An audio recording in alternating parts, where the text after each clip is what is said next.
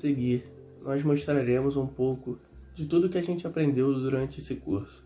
Vai ser um vídeo de extrema importância sobre o relato de mães de crianças com deficiência. Elas nos contarão como foi a vida delas, como foi a vida de seus filhos, quais barreiras tiveram e como superaram isso. Fique atento, porque vai ser incrível. Eu gostaria de começar pedindo que você se apresentasse, que você fale um pouco de você, do seu filho, o nome de vocês, a idade, as características. Meu nome é Luciana, tenho 2 filhos, Mateus, neurotípico, atualmente com 25 anos, e o Davi, que tem 17 anos, tem um grau de ansiedade também muito grande e déficit de intelectualidade também. Mas é um menino extremamente amoroso, que vem se superando a cada dia, né? Olá pessoal, meu nome é Michele, eu tenho 40 anos e hoje eu vou contar um pouquinho da história do meu filho para vocês. Bom, meu filho se chama João Felipe, ele tem 11 anos. Ele nasceu sem deficiência e aos 3 anos de idade ele sofreu um acidente que acarretou na amputação da perna esquerda dele. E como foi para você receber o diagnóstico? O que você sentiu? Quais foram os preconceitos que vieram em seguida? E como que tudo isso transformou a vida de vocês? Ele tinha 2 aninhos por aí, em 2005. Não tinha Instagram, não tinha, eu pelo menos não tinha esse relacionamento com Facebook. Nunca teve nenhuma amiga, nenhum conhecido com filho autista. Não conhecia. Os profissionais também eram bem mais escassos. Mas eu, como mãe, sentia que tinha algo diferente nele. Ele chorava desnecessariamente. Ele tinha muita dificuldade de coordenação. Ele foi para o hospital daqui da região. Eu não sabia exatamente o que tinha acontecido, porque na hora foi um choque muito grande para mim e eu não consegui nem chegar perto dele, porque rapidamente tiraram ele de lá e levaram para o hospital. Já no hospital, o médico conversou comigo e falou que provavelmente ele teria que amputar a perna. Eu recebi isso com um desespero total. Foi tão angustiante que eu não consegui ir para o outro hospital no qual ele seria transferido. Meu marido que foi. Como ficou estabelecida a comunicação entre vocês depois que você recebeu o diagnóstico? E a comunicação com o Davi sempre foi um desafio, porque a construção do tempo para ele é muito diferente. Por exemplo, às vezes ele chorava por alguma coisa e começava a falar repetidamente que alguém empurrou ele. E a gente não conseguia entender, porque ninguém tinha empurrado ele. Ele simplesmente, por conta de um biscoito que ele queria, ele chorava e falava que tinham empurrado ele. Mas, na verdade, às vezes ele estava se referindo a uma coisa que tinha acontecido 2 anos atrás. O tempo, para ele, sempre foi muito difícil. O que aconteceu 1 ano atrás, 2 anos atrás, ele tem recordação como se aquilo tenha acontecido de manhã. E aí, construir isso na cabeça dele e a gente entender que era isso que estava acontecendo, foi um processo difícil. Ele nunca me questionou sobre o porquê ele era diferente. Eu nunca senti nenhum preconceito. As crianças eram curiosas, né? Tinha criança, quando ele mudou de colégio, por exemplo, tinham crianças que não conheciam ele e tinham curiosidade. E ele explicava de boa que ele perdeu a perna e que agora ele usava aquela. As crianças apelidaram ele de Homem de Ferro e para ele era tudo muito natural, né? Você usou algum tipo de comunicação alternativa? Então foi difícil. A gente contou com essa ajuda da fono, seguindo orientações, criando métodos, criando figurinhas, criando o hábito. Até a gente, às vezes, quando queria alguma coisa, eu tentava usar aquele jeito de ir lá, colocar o dedinho na figura, para que ele pudesse entender, né? E ser prazeroso. Porque é muito ruim quando a criança se sente cobrada o tempo todo. Eu tenho que acertar, eu tenho que fazer, eu tenho... Não, eu acho que conseguimos fazer que a coisa fosse fluindo de uma maneira que fosse boa pra gente e bom pra ele, principalmente, né? Como que a escola participa desse processo de desenvolvimento de linguagem, desenvolvimento pessoal do seu filho? E a escola, né? A escola é tão difícil, porque tem momentos que você quase que acredita neles, né? Mas aí a gente às vezes vai ver, a gente se sente tão sozinho e nas reuniões é muita teoria, né? É muito triste falar isso, mas é muita teoria. É aquela teoria que nós estamos olhando, mas não sei, falta muito para as escolas oferecerem. Eu não sei hoje, né? Hoje eu não tenho mais filho em idade primária, né? Que é fundamental, mas assim, para o Davi foi tudo muito difícil. Eu acho que a escola ainda não tomou porte da necessidade dela na vida dessas crianças. Hoje até eu tenho observado, né? Tem muitas novidades acontecendo, tem algumas salas que as crianças vão para lá para ter um atendimento melhor, né? E a gente sabe que não é bem assim que funciona.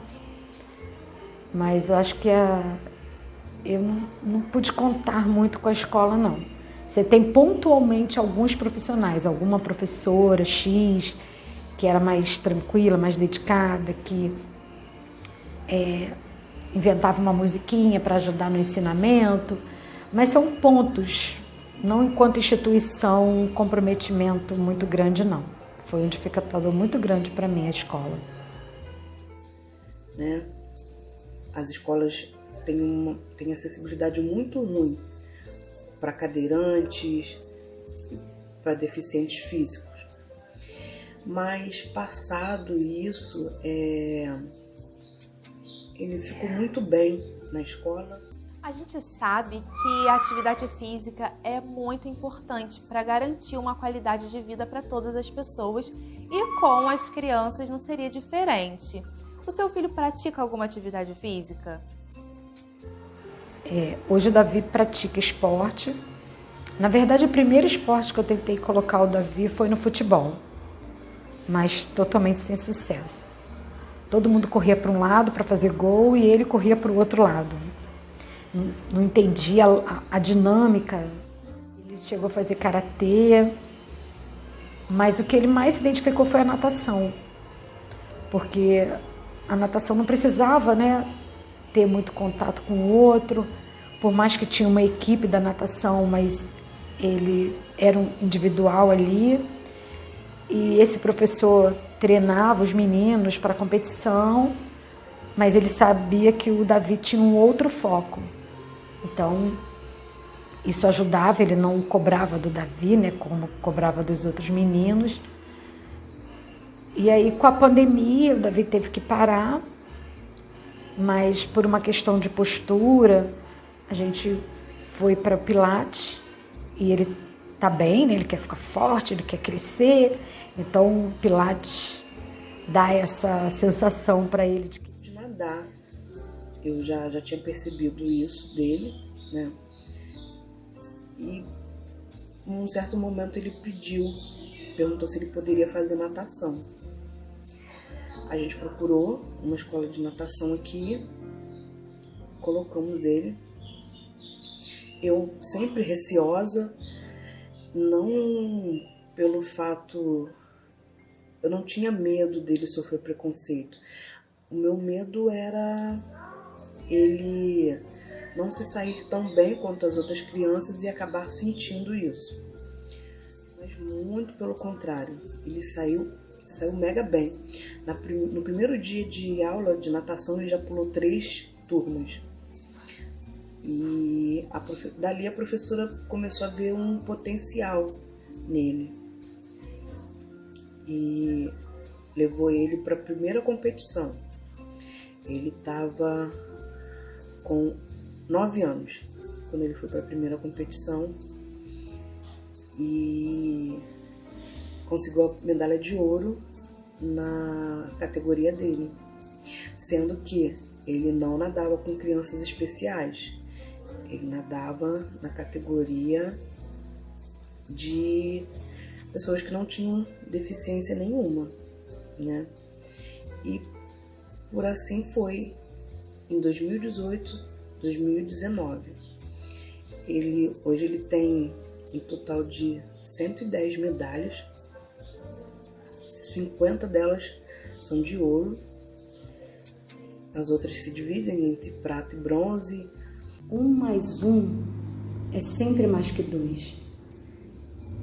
Quando eu consegui me aproximar mais de outras mães, quando eu consegui perceber a necessidade delas, a necessidade das outras crianças também, quando o meu olhar se abriu para isso tudo, hoje eu consigo às vezes perceber até uma criança que não tem relação comigo, que está numa fila do banco, ou que está numa festinha. A gente já começa a ter um outro olhar, já ter um olhar mais dessa necessidade do que o outro precisa. Já sai até um pouco do nosso mundo e olhar o mundo ao nosso redor. Então que no futuro a gente possa ser 1 mais 1 o tempo todo, para que a gente possa juntos ser mais do que 2. O respeito é a base de tudo. Amor e respeito, porque quando você respeita o próximo, você aceita ele exatamente do jeito que ele é. As pessoas, independente de deficiência ou não, as pessoas são diferentes. Todo mundo é diferente, ninguém é igual. E a gente tem que respeitar a individualidade do outro. E com isso a gente tem que respeitar a diferença do outro. A gente tem que dar amor, porque tem muita criança que se sente retraída. O João não é desse tipo, mas outras são. E quando você acolhe essa pessoa, ela se sente abraçada, ela se sente amada, e isso muda a vida dela. Então a mensagem que eu deixo é que a gente respeite mais, que a gente ame mais e que a gente cuide do próximo como se a gente estivesse cuidando da gente mesmo. E é isso que eu desejo para o mundo: mais respeito e mais amor.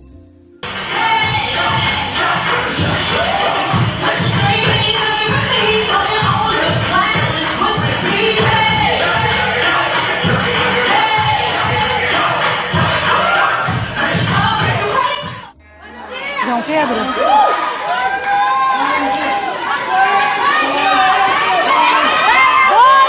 Vai, João! Bora, João!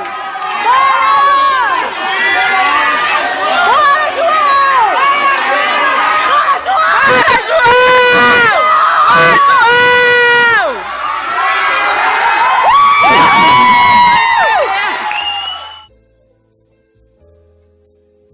O curso ensina pra gente muitas coisas, como nos referirmos às pessoas com deficiência, como tratá-las melhor, quão importante é ouvi-las e entendê-las melhor.